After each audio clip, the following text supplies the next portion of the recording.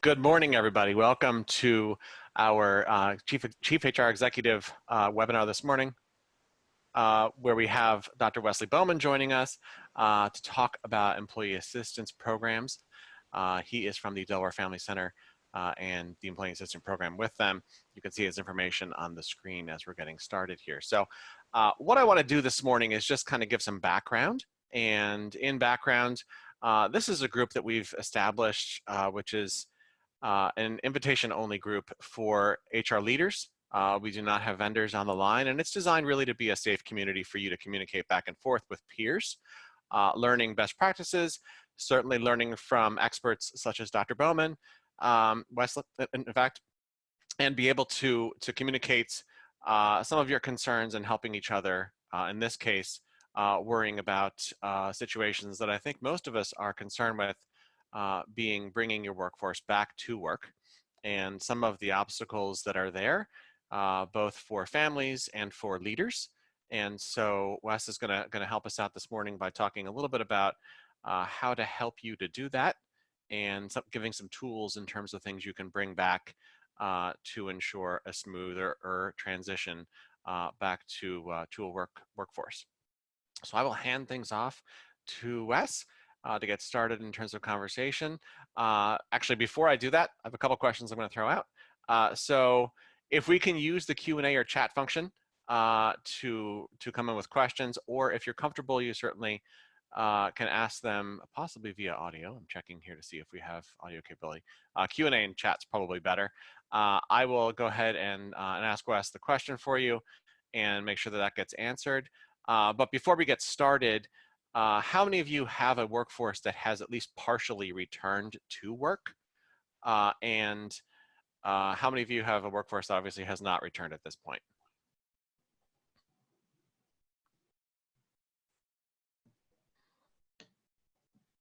I'm waiting for some commentary.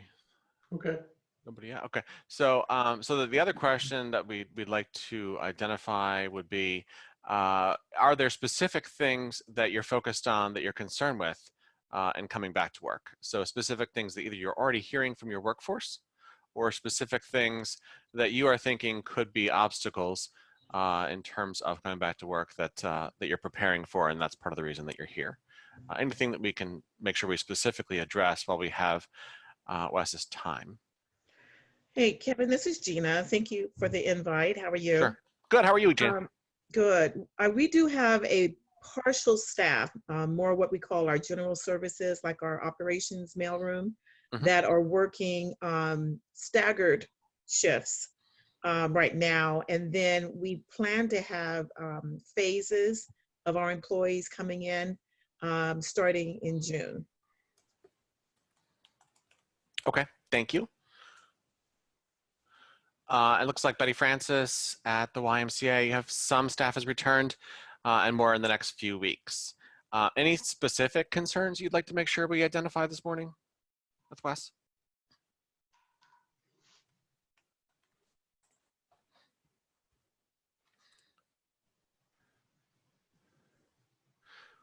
All right. We'll get started, and I will monitor questions, so feel free to continue to put those in here.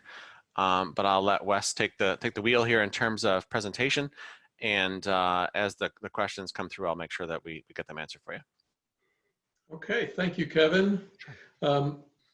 Good day, everyone. Thanks for inviting me. Thank you for joining in. Among us is the power of our wisdom, knowledge, experience, and expertise. So please feel completely comfortable to ask questions or give input as I go along. My name is Wes Bowman. I'm a psychologist, Delaware Family Center. I've been in practice in Delaware since 1984. I'm that old. And for the last 31 years, I've created and managed or coordinated employee assistance programs for companies. And so I think that's why they asked me to join in.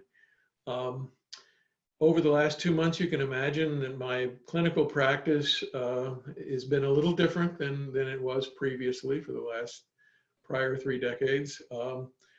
A lot of the individual and couple and family sessions have been about people's anxiety and panic and foreboding around dealing with COVID-19. And the other service that's popped up without my actually marketing it is I have been at least once, sometimes twice a day, been on a Zoom call or a Teams, Microsoft Teams call or a WebEx call where I'm presenting information to employees about the brain and the central nervous system, cognitive aspects of stress and stress management, self-care and social support. And I've been surprised at how useful that's been to folks and how much positive feedback, and people keep asking me to do it. So I keep making that happen. So that's a little bit about me.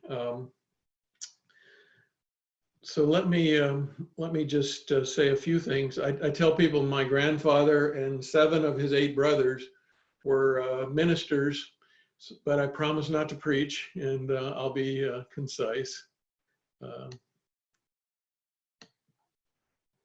So regarding stress, anxiety, panic around the coronavirus and the lockdown and the quarantine and all the scary things we're hearing on the news, and all the uncertainty about health, safety, the economy.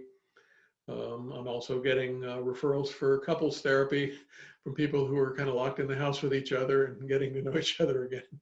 But anxiety, the worries, the fears are very normal and necessary, but the problem is too much of that is debilitating. It distracts us, it exhausts us, it prevents us from sleeping well, it changes our eating and communication, our listening habits. So we need to figure out how to stay in the right arousal zone to use our arousal, tension, anxiety level effectively. What I've seen in the patients that I've treated over the last 2 months is ranges from a sense of shock and disbelief, people sort of feeling confused, a lot of irritability and frustration. People are reporting, and maybe you're experiencing this as well, being on Zoom calls and WebEx calls as opposed to moving around and being face-to-face with folks. People are getting really physically and emotionally exhausted. And then there's this general kind of existential angst of foreboding, worry, concern, because we don't know how this is going to play out. And what I've noticed is there are no experts anywhere. Government, science, economy, health, there are no experts. So we really are on a kind of a groping around in the dark, and that leads to anxiety for folks. The reason humans, as opposed to animals, experience this level of anxiety is that we're blessed with a big brain with an imagination. So we can think things through to their best possibility, and we can create the world that we live in really positive, amazing ways. And we can take it to catastrophic ends and think about things that feel like they're going to make our head explode. And unlike the rest of the animals in the animal kingdom, we have forethought. We know we're mortal, we know there's a future, and we know both good and bad things can happen. So between the combination of our imagination and our forethought, we can drive ourselves nuts.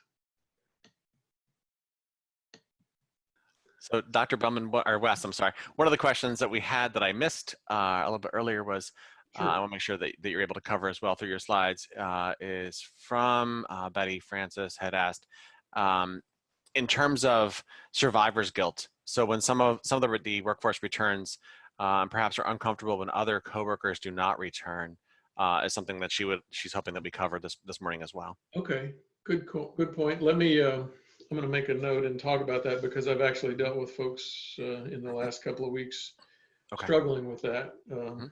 It's a good term, survivor's guilt.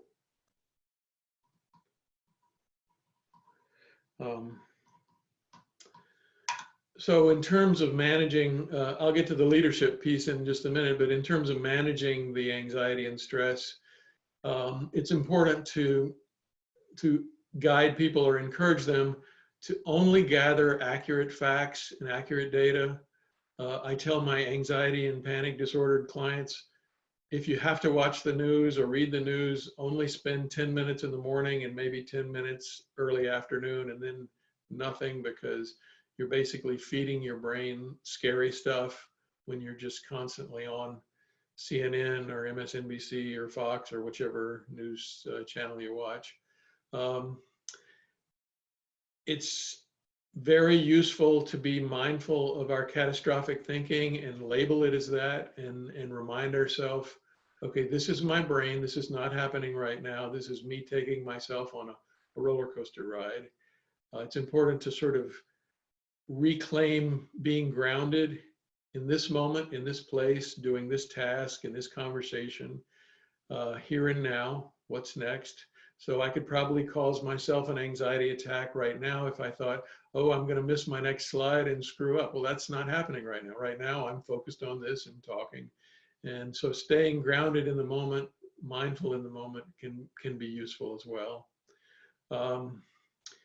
Seeking reliable support from friends, family, professionals. Those of us who are in leadership roles, I'm guessing all of you are, we tend to be we're the counselor. We're the person that people look to. And in that role, we often ignore our own need. What I tell people is, you can't quench anyone's thirst with an empty cup. So you need to be giving much more attention to your own emotional, physical well-being needs as you go through this, and fill your cup up before you reach out and try to take care of others. So keeping yourself balanced is an important piece of this.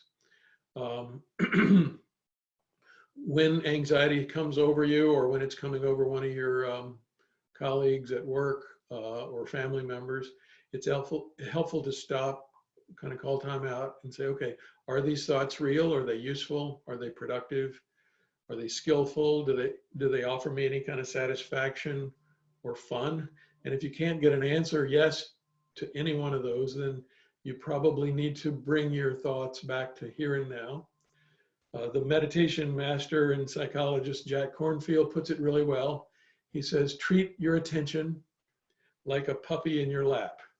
It's going to wander off. Just gently bring it back to right here, right now, and what's in front of you. The mantra that I give my anxiety and panic disorder OCD clients is breathe, accept, focus, choose, do, repeat. So take a slow, deep breath, which activates that calming part of your nervous system. Accept that for now, things are exactly the way they are. Doesn't mean roll over and just let life happen. It means in this moment, things are exactly the way they are, no matter how much we resist or rail against it. Focus on what's in front of you.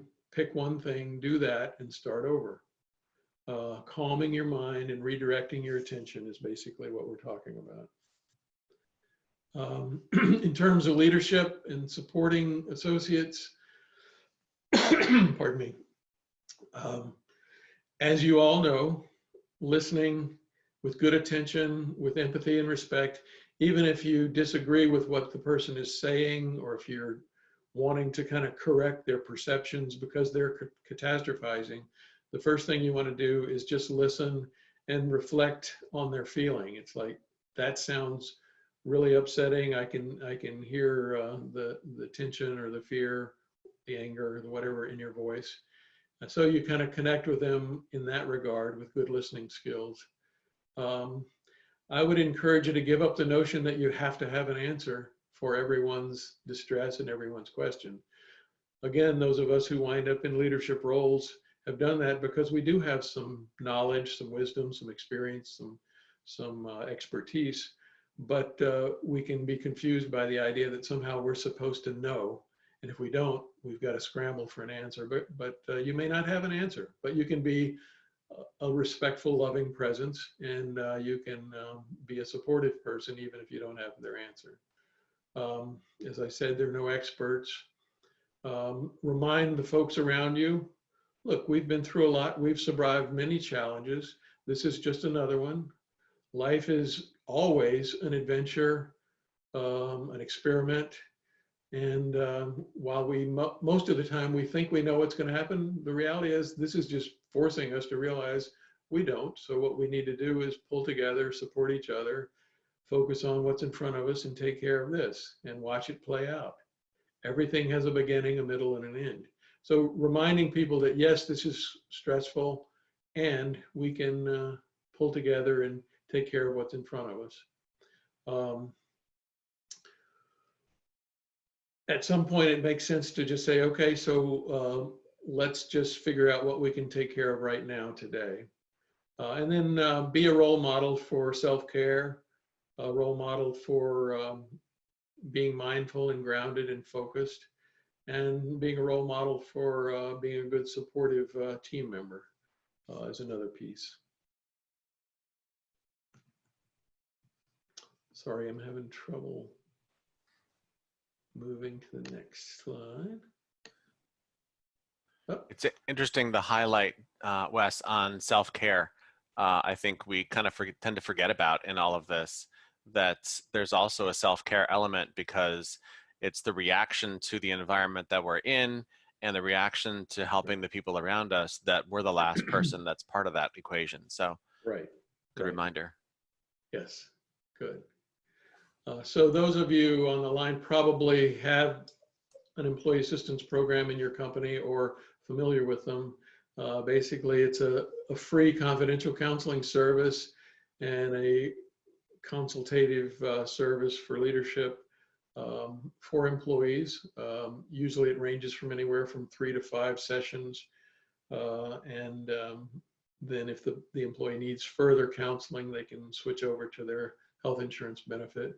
And it's been proven really since back in the late 80s, early 90s, when General Motors and the DuPont company basically pioneered employee assistance, and amazing outcome results in terms of financial benefit. They found that in General Motors, for every dollar they spent on employee assistance, they saved 3. So it was actually not a cost center, it was a profit center. Several companies found that they were saving anywhere between $14 and $17 for every dollar they spent, because they were reducing time lost on the job, firing, rehiring, people being out on disability or disability claims, or even lawsuits and that sort of thing. So it's not just a kind thing that companies do for their associates, but it's something that's a smart business move. And it can be for anything related to work problems, but it can also be for personal and family problems. So I'm gonna stop preaching and just open it up for any thoughts or comments. As you've thought about your own experience, what's been useful for you, or if you have questions, what might we best use the time for? So go ahead, somebody's gonna talk. Go ahead. Yes, no? I thought I heard somebody. Okay.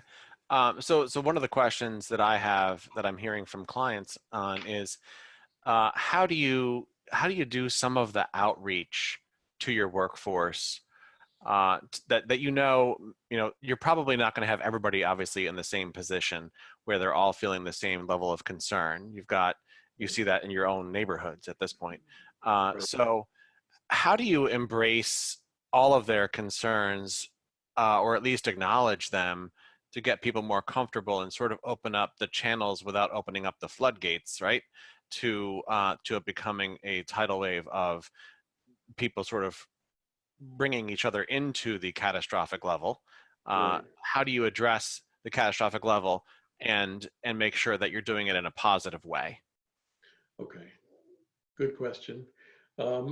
As any of you who are in human resources know, it's challenging, because when people, particularly people who are showing up and trying to put the best foot forward and put on their best kind of game face, it's threatening. It feels feels a little vulnerable to open up, and then when they do, they can tend to it can tend to open up a floodgate.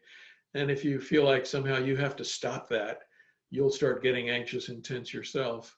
But what I say is that you know, when that begins to happen in your office or on a phone call or a Zoom call, the best thing to do is to take your, you know, as a listener, to take a deep breath and kind of let them crescendo a bit and watch when they begin to decrescendo, and look for an opening to be able to say something validating and then redirecting. So I hear what you're saying. I see your struggle with this, and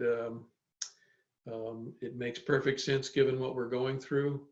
And what I'd like to do is now kind of focus on what's going to help us all get through this. And so you're validating what they're saying. You're giving them a chance to vent for catharsis, but then you're kind of easing into, so let's move to how can we support each other and how can we move through this. I don't know if that's, is there any follow-up comment or question to that? Maybe what some of you found useful in that situation.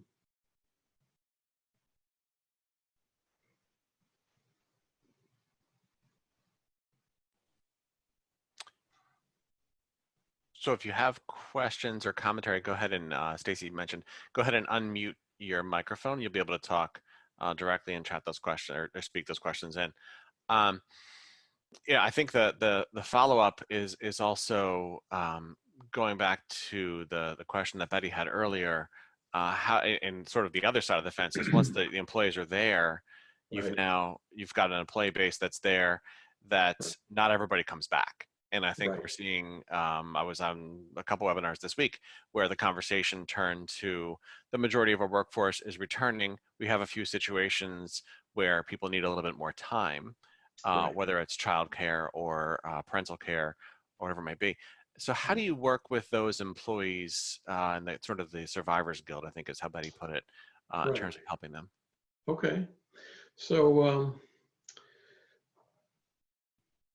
what I'll give you a quick example. There was uh, um, a hospital-based clinician who called for a session, for a counseling session, which we're doing on telehealth now. And while she was working, she was not in a high risk for exposure situation. But every day she went in, and there would be people out giving her standing ovations and thanking her, and people bringing food. And she felt guilty about receiving that because she wasn't really one of the frontline um, workers that was putting themselves at risk. And other people have called in for sessions because they're angry and terrified that they have to go and put themselves at risk while others are not. So people are having different emotional reactions based on their own life experience, their own personalities, their own circumstances. And so it's really tricky. With regard to the survivor's guilt piece, I try to tell people our emotions have no conscience, they have no IQ, they have no reasoning, they have no impulse control. They're just feelings that come out whether we like it or not. So they're valid, and we need to acknowledge and accept that our emotions are going to be there, and we need to find a safe kind of place and person to kind of discharge those so we can regain our kind of rational grounding. And the reason people have strong feelings is because they either care about their own well-being or others. They want to be responsible, they want to be involved. So I kind of differentiate between experiencing your emotions, accepting them, kind of being compassionate or tolerant with yourself about them, do the same thing for others. And let's get back to, given these circumstances and these emotions, let's see what we need to do next. Let's see what's going to work. I hope that's a useful response. Think about having to go back to work. I've had to do what's called deep muscle relaxation training and exposure desensitization training so that their anxiety level remains in the zone so that they can actually get there. Most of the anxiety that I've seen people feel in leading up to going back to work has been anticipatory or foreboding, dreading. Once they get there, it's kind of like when I was a kid, there was a swimming hole that was ice cold, even in the summertime, and you dread going in, but you weren't going to be the last one to jump in. But once you get in and swim around, it's like, oh, I don't know what I was so worried about. And for most of the folks I've talked to, that's been their experience. Leading up to it, it's just really gripping. And then once they kind of walk through the door and they see that the company is being mindful and careful, and the circumstances are, using the necessary precautions, and they're getting exposed to the environment and the situation, then their tension level, their anxiety level goes down. So. Yeah, I think that's a great point. I think we're seeing that as well with the even more basic things like going to the grocery store for the first time with masks when they became required, or even before they became required. Right. To see, the sort of the anxiety that builds up in your chest, and leaving your car and walking into the store, not knowing really what to expect. And then, there's still food there, and there's still things that you need in order to survive, and you hopefully get those things, or you pick them up and go back home. Right. So right. that's a great point. I know this is not necessarily your specialization, but certainly it is in the practice that you're part of. I have a feeling that we're going to see a fair amount of employees coming back that are having some challenges balancing working situations with their children. And so I know for essential employees, there are daycares that are in place, and so maybe that's not quite a concern for essential. I know that the Y has camps that have come back to help children that are part of essential families. But in terms of situations where we have employees coming back that, whether it is the primary reason or not for them to be concerned with returning, that I would imagine that one of the points they're going to be bringing out is they're concerned about the safety of their children in returning to work. So how do you have any insight on how to help those leaders with those questions? Okay. So there's at least a couple of levels to address with that. One is the parent's own anxiety about, am I putting my child in a situation that puts them at risk and puts the family at risk? And, that brings up that anticipatory, foreboding kind of anxiety and panic. And those things, kind of require some working through the process of accepting the current reality and coming to some acceptance of the fact that, we're not God. We don't have power over a lot of things, and life is risky. And like it or not, we're in this really, really challenging life historical circumstance, and we do have to move forward somehow at some point. So part of it is kind of a psychological or a psycho-spiritual acceptance. Another part is, working through that dread and anticipatory until you get back into the swing of things and realize, okay, we can do this.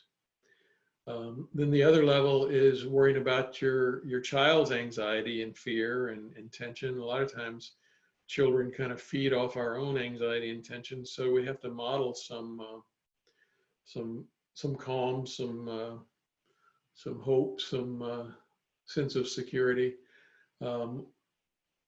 Children, whether they resist it or not, really thrive in structure and predictability and routine.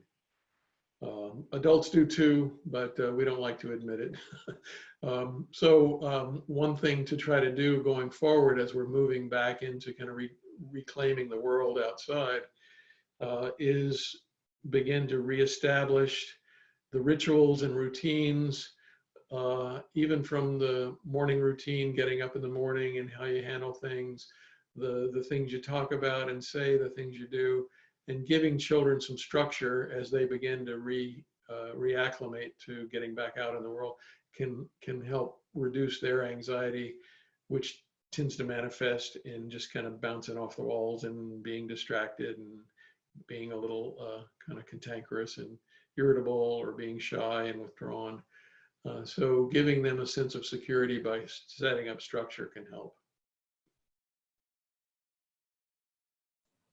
That's a great point, and it's interesting. I think that's the thing that the more challenging families, I'll say, that are dealing with it, have sort of let go of that component. And I will totally admit that mine has had some things that there are some rules that have sort of fallen out the window in terms of structure.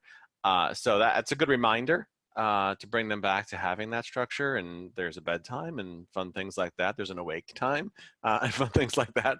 But that's a good point in terms of bringing things back to center. Yeah, Are there great. are there any more questions for Wes while we have him with us? Thank you, Wes, for spending some time with us this morning. Sure. I'm just waiting to see if there's anybody else who'd like to chime in with anything.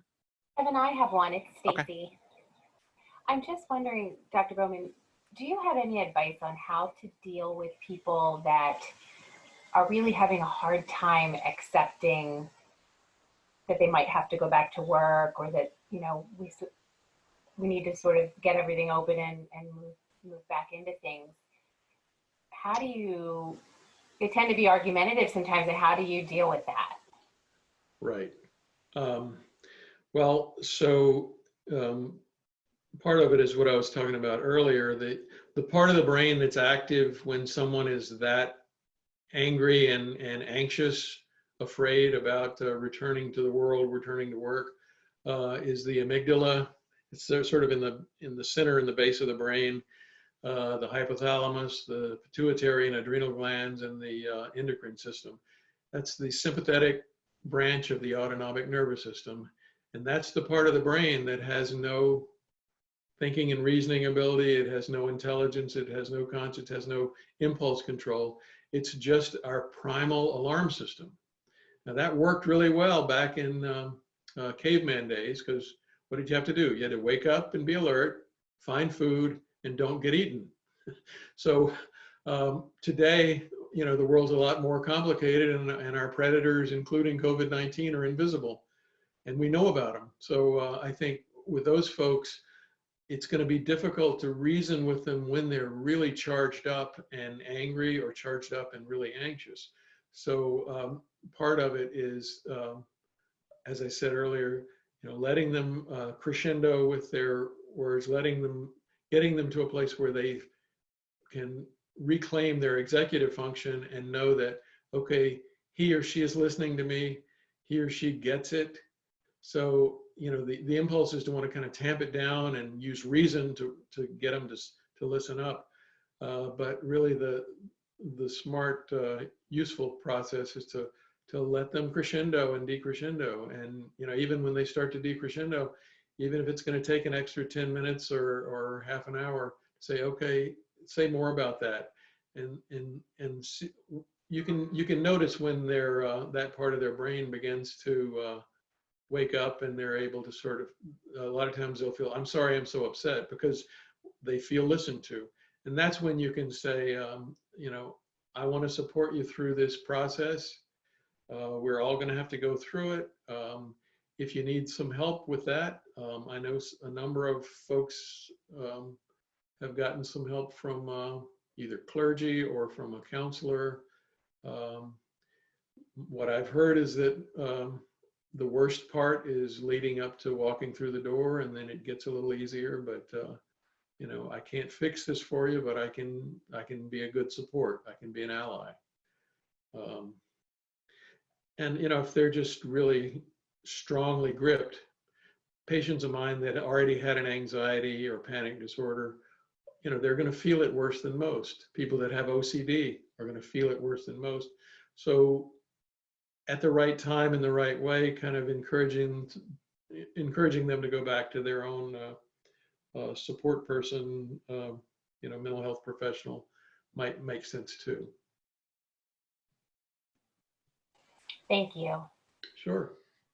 I think that this has been helpful in terms of getting our leaders back to work, and certainly being able to bring their employees back with them. so much has changed in terms of how we go to work, literally in terms of entering the building in some cases, that this has been quite helpful. So we appreciate, looks like, let's see. Looks like, I thought there was a question there, but there's not. So appreciate your time this morning / afternoon, Wes. If it's okay with you, we would certainly love to be able to share some of this information out to our group. And so Absolutely. we'll come back to you to make sure that what we're sharing is okay. Okay. And maybe we'll have another visit at some point in the not so distant future, as I would imagine this is probably a topic we're going to be talking about quite a bit in the next few months. Afraid so. Yeah. So again, we will get Wes's information out if you'd like to contact him directly. He has built multiple EAP programs for some of the area's leading organizations, and I would think that that is something that, if you have not investigated into it previously, might be something that'll come in handy in the next few months as well. So thank you again. Any other questions? I'm just going to check the chat one more time. Looks like there's Okay. So I think we're okay. And we'll hopefully speak with everybody soon. We'll be in touch to learn about next topics. And again, Wes, thanks very much for your time this morning. Thank you, Kevin. Thank you all. I've enjoyed it, and let me know if you need anything. Okay. Thank you. Bye.